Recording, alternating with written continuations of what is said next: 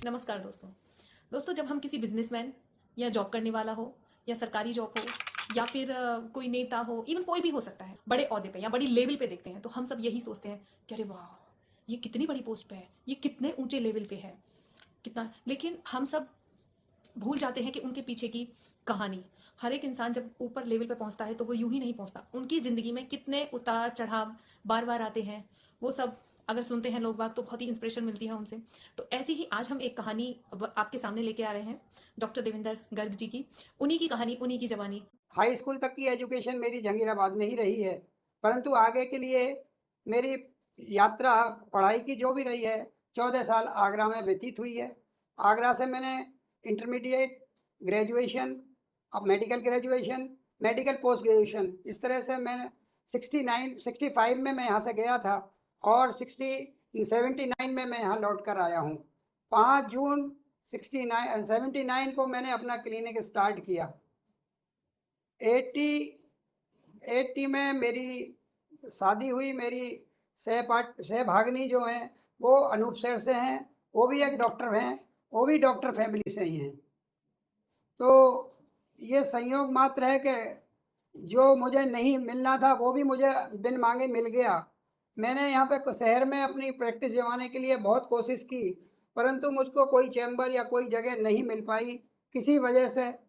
परंतु मैंने अपने घर को ही क्लिनिक बनाया और 20 साल उसमें संघर्षरत रहा हूँ पुराने स्ट्रक्चर में, जिसको कि सब लोग ये कहते थे कि ये प्रैक्टिस करने की जगह नहीं है और प्रैक्टिस कर रहा है, देखिए कैसा पढ़ा हुआ डॉक्टर है। पढ़ा हुआ डॉक्टर का मतलब ये कि पहले एमबीबीएस को ज़्यादा माना जाता था, 4 शब्दों का एमबीबीएस होता था। एमडी हो गया आया जब मैं, तो 2 शब्दों का एमडी था। लोग कहते थे कि 4 बड़ा है या 2 बड़ा है, क्योंकि लोगों को ज्ञान और भान ही नहीं था कि एमडी और एमबीबीएस में क्या फ़र्क होता है। मैं पहला एमडी था डिस्ट्रिक्ट बुलंदशहर का, और बुलंदशहर मेरा पूरा डिस्ट्रिक्ट हेड क्वार्टर खाली था। मैं केवल अकेला एमडी आया था, जो कि पर अपने आप को मैंने मातृ प्रेम से और अपने जन्मभूमि से आपको प्रेरित होकर मैंने यहाँ की सेवाएं शुरू की।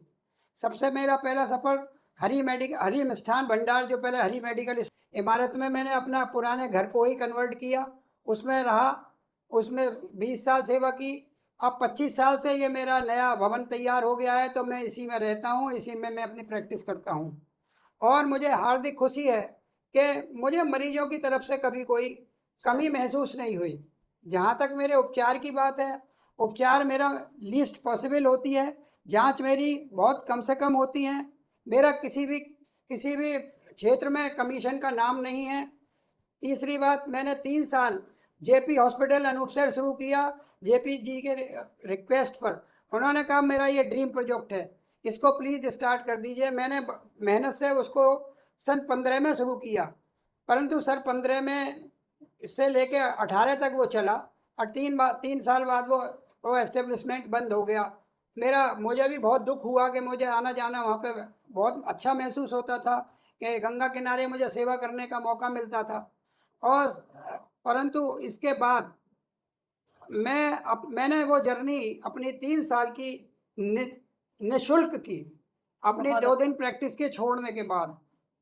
शुक्रवार और मंगलवार में वहाँ जाया करता था, अपने ही वाहन से जाता था, अपने ही खर्चे से जाता था। परंतु 15 में मुझको कैंसर प्रोस्टेट डायग्नोज हो गया, और 15 में कैंसर डायग्नोज होने की वजह से मेरा कैंसर लास्ट स्टेज की सीमा पर पहुंच गया था, जो मेरे छाती के दोनों तरफ तक पहुंच गया था, पसलियों में।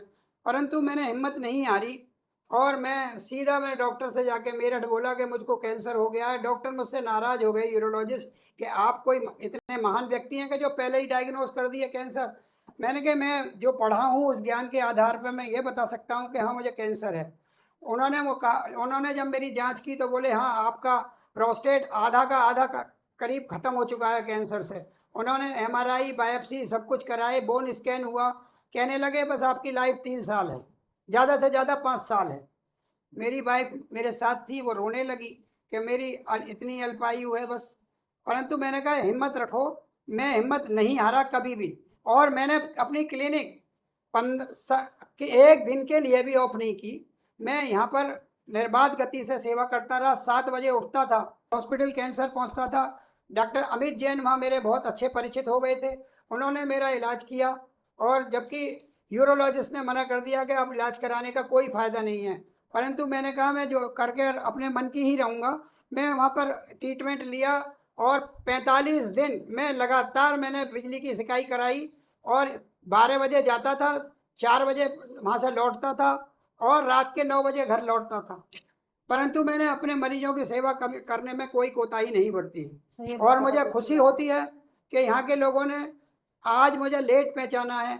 मेरी डायग्नोसिस को भी लोगों ने सबने जाना है, मेरे ट्रीटमेंट को भी सराहा है और मेरे ट्रीटमेंट के बारे में तो जेपी गौड़ सर और विधायक संजय शर्मा जी भी ये कहते हैं कि भाई वो 2 गोली का फॉर्मूला कौन सा सीख के आए हो जो 2 गोली देते हो और ठीक कर देते हो। मैंने कहा सब गॉड गिफ्ट है और मेरे गुरुओं का प्रताप है जिसकी वजह से मैं ये सब करता हूँ। मेरे दोनों बच्चे बहुत अच्छी जगह हैं, वेल एस्टेब्लिश्ड हैं। मैंने उनको मेडिकल फील्ड में नहीं डाला क्योंकि मेडिकल फील्ड अब इतना आसान नहीं है। मेडिकल फील्ड बहुत गंदा हो चुका है और इसमें इतनी गंदगियाँ भरी पड़ी हैं, मैं कहाँ तक गिनाऊँगा, इसलिए कहना व्यर्थ है। मेरे एक बच्चा इंजीनियर है IRSC में, रेलवे में, वो एडिशनल DRM है और मेरा एक बच्चा CA है। CA करने के बाद वो बैंक में AGM है।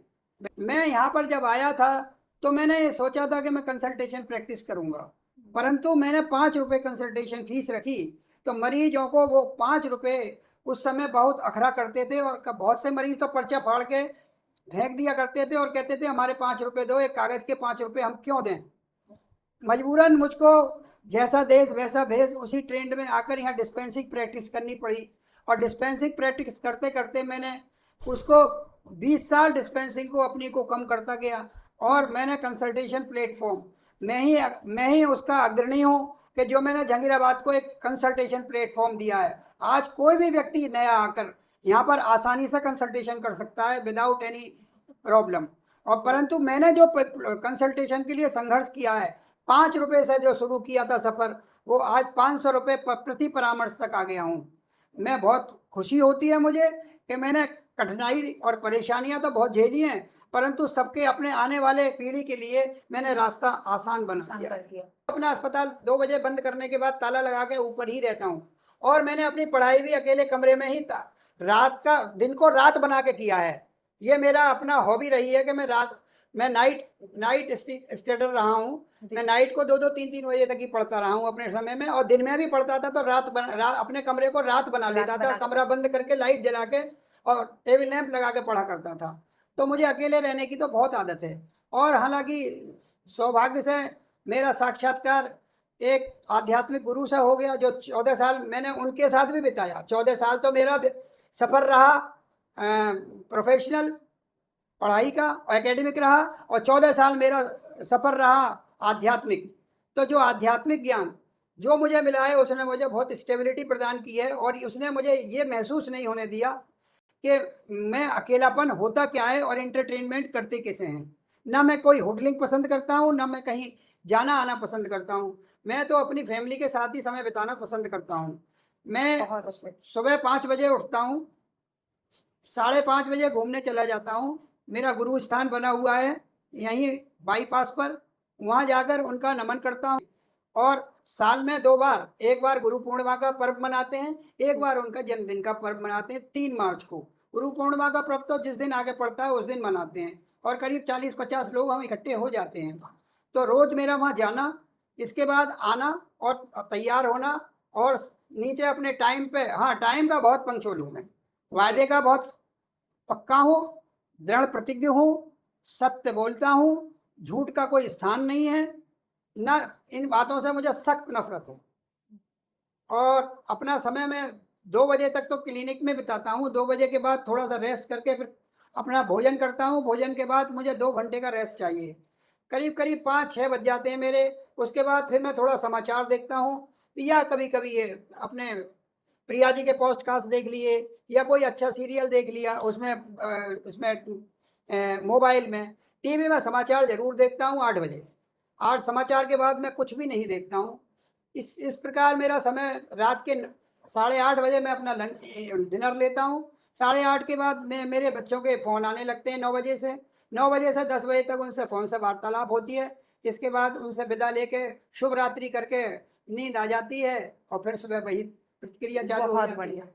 जो आपका जीवन जीवनचर्या जो है ये चल रहा है, ये काफ़ी मतलब बढ़िया चल रहा है और टाइम से सब कुछ फिक्स है।